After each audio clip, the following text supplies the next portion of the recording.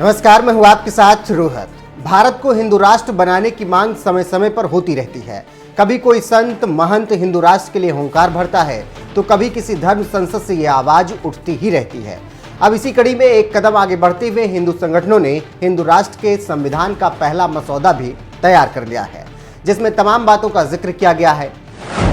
ये बातें हिंदू संगठन देश को संगम नगरी प्रयागराज के माघ मेला 2023 में बताएंगे। धर्म संसद ने जो संविधान बनाया है वो 32 पन्नों के हिंदू राष्ट्र के संविधान का मसौदा है। इसमें शिक्षा, रक्षा, कानून व्यवस्था, मतदान प्रणाली, राज्य के मुखिया के अधिकार के बारे में बताया गया है। इसी मसौदे में देश की राजधानी काशी यानी वाराणसी को बनाने की मांग भी की गई है।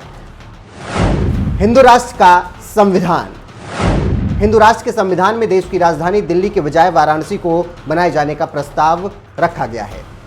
देश के हर एक नागरिक को अनिवार्य सैन्य प्रशिक्षण दिए जाने का प्रस्ताव है। कृषि को पूरी तरीके से टैक्स फ्री किए जाने का भी प्रस्ताव है। मुस्लिम और ईसाइयों को वोट नहीं देने का प्रस्ताव है। इसके अलावा कई और प्रस्ताव हिंदू राष्ट्र के लिए बनाए गए हैं। बता दें कि इस संविधान को तैयार करने के लिए तमाम शंकराचार्य, पीठाधीश्वर और गणमान्य लोगों की राय ली गई है।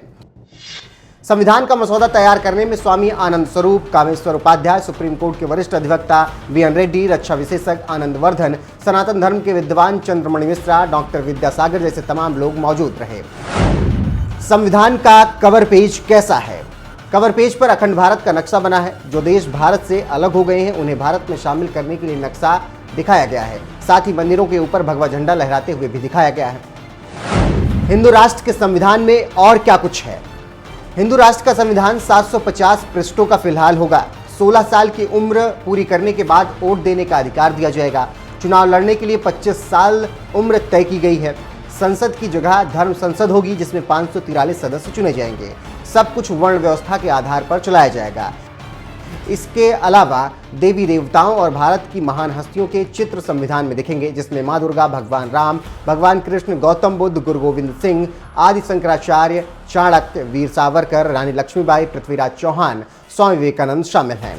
इसके अलावा दंड का प्रावधान त्रेता और द्वापर युग जैसा रहेगा। गुरुकुल परंपरा को भी शुरू किया जाएगा।